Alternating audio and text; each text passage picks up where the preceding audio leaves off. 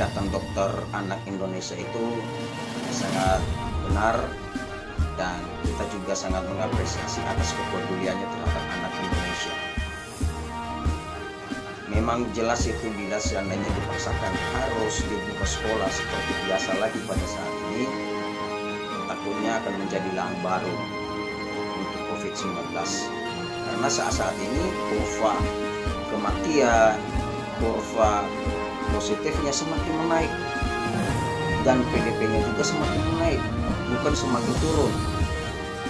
Jadi jelas bahwasanya kita mendukung apa yang disampaikan oleh beliau. Mari kita bersabar dulu sampai selesai masa pandemi atau akhir tahun 2020 ini. Tapi di balik itu kami hanya sebagai masyarakat menyampaikan, dan khusus ini kami titipkan kepada Menteri Pendidikan untuk bisa mengambil kebijakan atas apa yang telah dilaksanakan selama ini dengan belajar lewat online.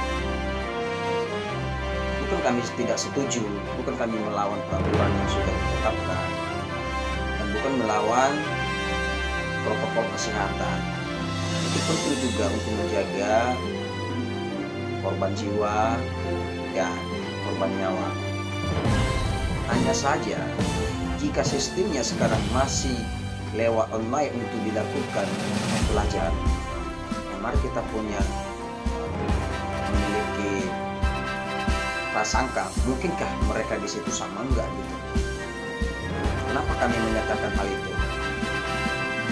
Bagaimana nasib anak-anak yang masih di pedalaman di perdesaan? Ini alat teknologi ini tidak semuanya memiliki. Memang kita ketahui rata-rata sekarang ini ya, anak-anak yang masih SD saja udah punya HP dan canggih-canggih. Tapi belum tentu sama semuanya.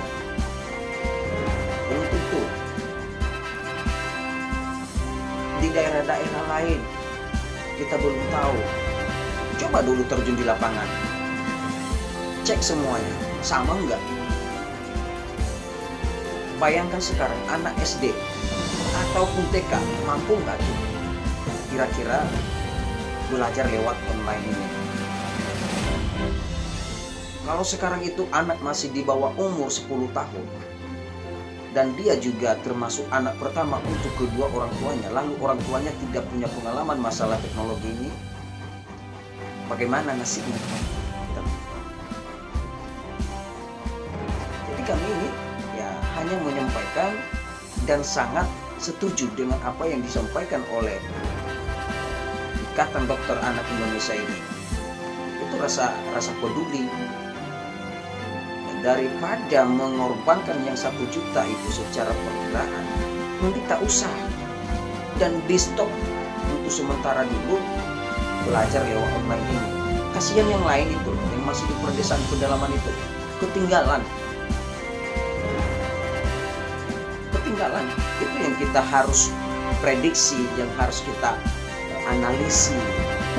Bagaimana dengan yang lain ini?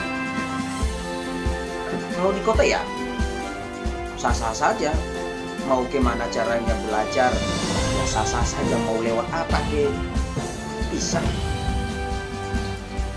Yang kita khawatirkan ini anak-anak yang masih di pedalaman dan di desa-desa itu, bagaimana nasib mereka?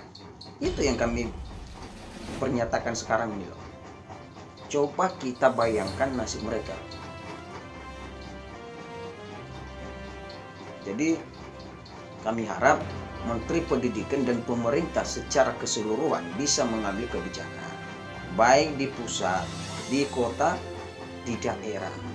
Bagaimana seharusnya bila seandainya ini dipaksa harus dibuka sekolah itu. Kalau memang harus dipaksa, maka pemerintah harus mengambil kebijakan. Di setiap sekolah harus ada rapid test yang dilaksanakan oleh tenaga medis dan difasilitasi oleh daerah masing-masing. Antar jemput itu. Dan apa alat transportasi yang harus dibutuhkan di sana itu harus difasilitasi dengan baik. Ya, kita harus waspada karena ini kurva ya semakin menaik. bukan semakin menurun. Ini udah lebih 23 ribu.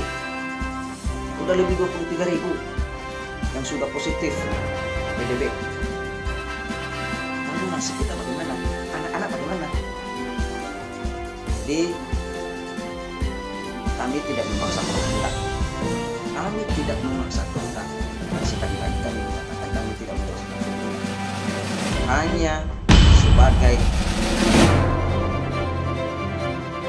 keluhan kami pada pemerintah untuk bisa mengambil kebijakan yang lebih proaktif pada masyarakat. Mudah-mudahan hal ini bisa muncul dengan baik dan terlaksana dengan baik. Kita semua selalu dalam kekuatan. Salam sehat, bebas corona. Kita pasti bisa. Kita